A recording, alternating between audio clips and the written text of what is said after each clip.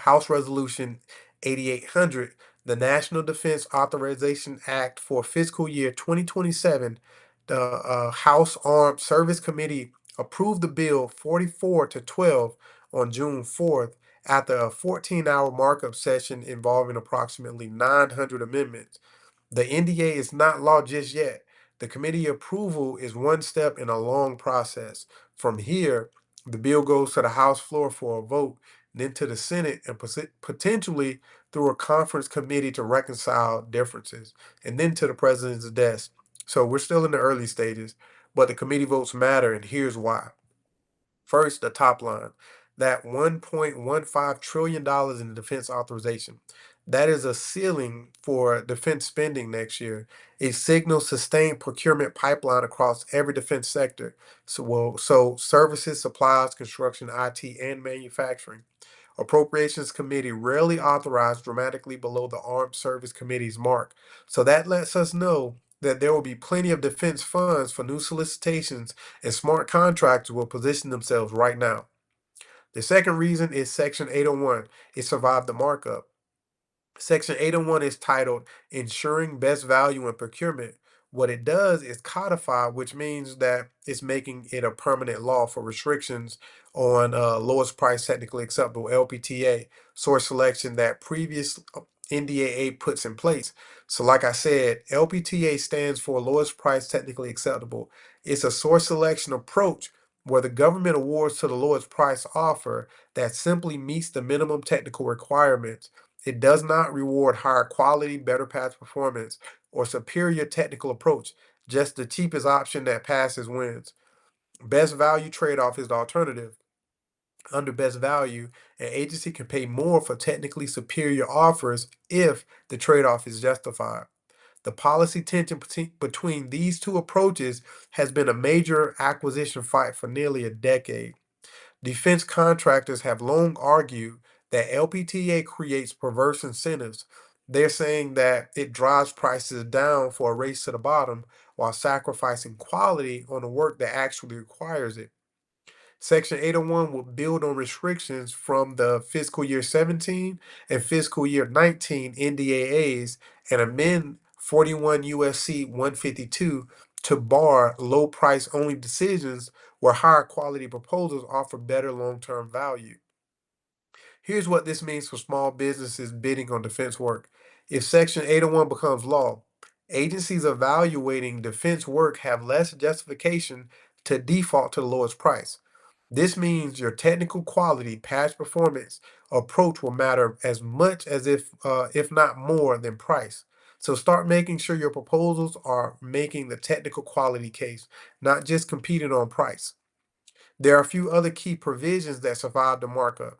Section 802 places limitations on certain commercial product clauses. Section 803 it limits agencies' suspension of progress payments, which matters for cash flow sensitive small businesses. Section 804, it pushes for uniform electronic contract writing systems. Now, this is bigger or it matters more to actually government employees that have to deal with the different contract writing systems across each agency. Section 805, it introduces a risk-based monitoring of contractor business systems. Section 806 calls for a review of defense audit agencies.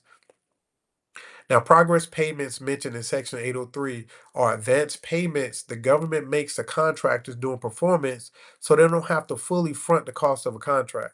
The small businesses with limited cash reserves, now this is important. A restriction on suspending progress payments is protective for small contractors. So what to watch for is the House floor action. The bill now moves to the full House for a vote. Watch whether the provisions, particularly Section 801, survives floor amendments before the Senate gets involved. If you're in government contracting and you constantly feel like you're the last to find out what's going on, I get it. There's a lot of noise out there, not a lot of clarity. That's literally why I built GovCon Ready in 30 on School. Every week, I put out a full acquisition intelligence brief. What changed, what didn't, and what you can actually do about it. We cover regulations, GAO decisions, market signals, opportunities, all of it, broken down so it actually makes sense. We go live every Tuesday, and you can ask me anything directly.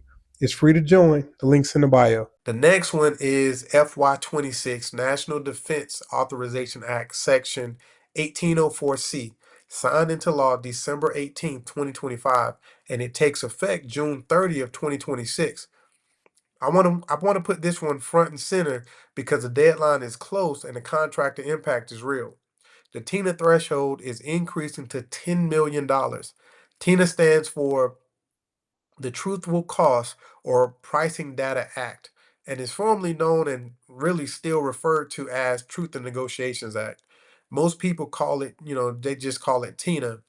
And what it requires is that when a contractor negotiates a non-competitive or sole source defense contract above a certain dollar threshold, that's usually non-commercial, they have to submit a certified cost of pricing data to the government so the government can verify the price is fair. So the important question is, what's the dollar threshold? Here's a timeline for TINA and how it's progressed over time. So before July 1st, 2018, the threshold was $750,000. Then after July 1st, 2018 through September 30th, 2025, it jumped up to 2 million. Now, after October 2025 through June 30th, 2026, it rose to 2.5 million through an inflation adjustment. And then after June 30th, 2026, it jumps to $10 million. Now, that's a significant threshold increase. That means that defense contractors pricing negotiated contracts between 2.5 million and 10 million will no longer be required to submit certified cost of pricing data for awards entered into after that date, the June 30th date. For many small businesses, this is a huge relief. Certified cost of pricing data requirements are administratively heavy and create real compliance risks because inaccurate data can result in a price reduction, it can result in penalties, and in some serious cases, it can result in a False Claims Act exposure, which is, have legal implementations. If you're not familiar with certified cost and pricing data, it basically means you have to open your books during price negotiations and prove your numbers are accurate. The government uses this to make sure it's not overpaying on sole source or non-competitive awards. So as the thresholds go up, fewer contracts trigger that requirement. That means less administrative burden for small defense contractors at those dollar levels. It's important to know that the FAR has not been updated yet to reflect this $10 million threshold. FAR 15403-4 still shows the prior threshold language, but the FY2026 NDAA amends the statute directly. Now, and that's 10 USC 3702 alpha, and that's the law. The FAR basically implements the law. So when the statute changes, the statutory threshold takes effect even before the FAR text catches up, basically. So don't wait for the FAR amendments to start planning around that $10 million threshold. For proposals you're pricing right now with expected negotiation dates after June 30th, coordinate with your contracting officer. Document that conversation and make sure it's clear which threshold applies to your award timing. All right, make sure you're clear on the current threshold. Like I said earlier, through June 30th, 2026, it is 2.5 million. And after June 30th, 2026, it jumps to 10 million. All right, this is for defense prime contracts and subcontracts only. Civilian TINA thresholds follow a completely separate track. All right, so let's jump into a GAO decision for Economic Systems Inc. So what happened with Economic Systems Inc? Econ Systems was excluded from the competitive range. They protested, arguing that the agency used unstated evaluation criteria, meaning they were evaluated on factors that the solicitation did not actually disclose. GAO ruling denied the protest. GAO held that the matters the agency tested were logically encompassed by the stated functional areas criteria in the solicitation. The agency did not hide evaluation factors. Econ Systems simply did not demonstrate an understanding what the stated criteria actually required. This is a mistake that shows up in protest after protest, like it always happens. Contractors read the evaluation criteria. They think that they understand what's being asked, and then they get surprised by how the agency scores it. The lesson is this: when you read evaluation criteria, don't read the label, read what the solicitation actually says will be evaluated under each factor.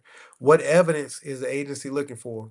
What does demonstrated experience mean in their language, not yours?